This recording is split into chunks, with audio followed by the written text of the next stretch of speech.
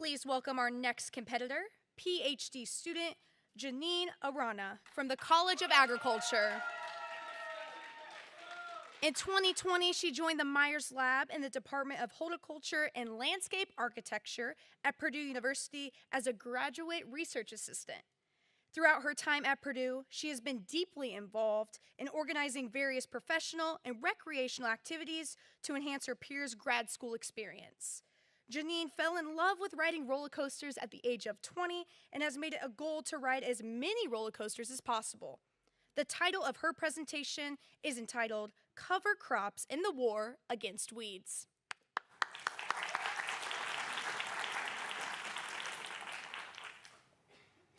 I want you to close your eyes and think about weed science.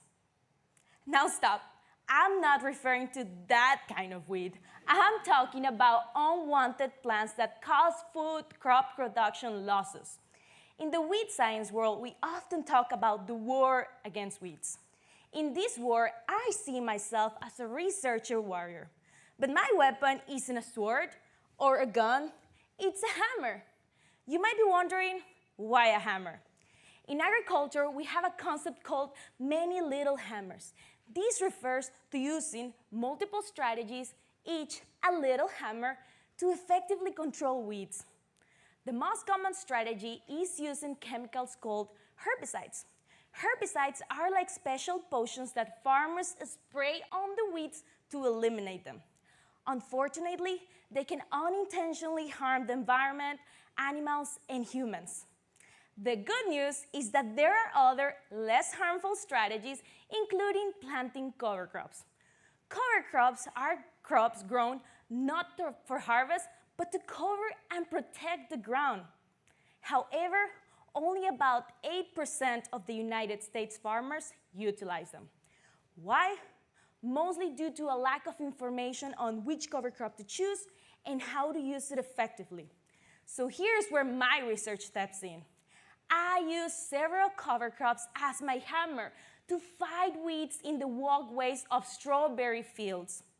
The cover crop that stood out was zero rye.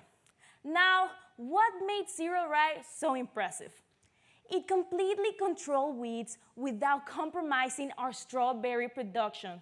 Complete weed control, a fight won in this war against weeds. Moreover, the benefits of zero rye extend beyond my research. It's been proved that it reduces erosion, increases biodiversity, and improves soil quality. And the best part, it poses no risk to the environment, animals, or humans. So, cover crops aren't just a little hammer. They are a big, powerful tool that farmers can use to build resilient agricultural ecosystems. And the most rewarding for me is that because of my research, strawberry farmers will know which cover crop to choose and how to use it effectively. So next time you're enjoying a juicy strawberry, think about it as a proof of the resilience of our agricultural ecosystems and as a victory in the war against weeds. So let's celebrate these victories and support sustainable farming practices while we hammer down weeds.